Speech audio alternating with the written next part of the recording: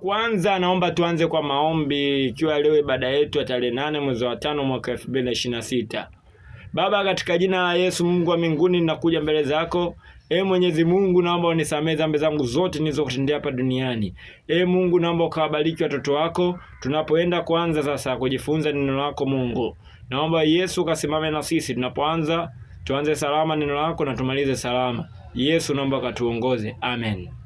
Amen. Kama una daftari lako na kalamu yako, andika somo letu la leo. Linasema usikate tamaa kwenye maisha yako. Somo linasema usikate tamaa kwenye maisha yako. Kipengele cha kwanza, andika kataa roho ya kujikatia tamaa mwenyewe. Kataa roho ya kukataliwa. Roho ya kujikatia tamaa ni mbaya sana. Ni heri watu wakutenge, lakini ndani yako una Yesu.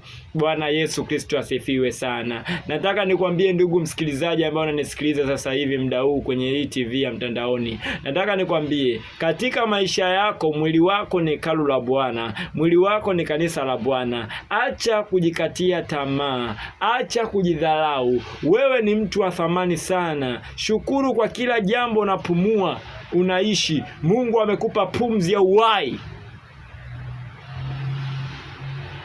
Kuna wengine ambao walitamani wapate pumzi ya uhai. Wao wanafanya kazi waingize pesa, wao wanaenda shule wanasoma, wao wanakula, wao wanashiba, lakini wamebaki kushinda hospitali, wanapumulia oksijeni mashine.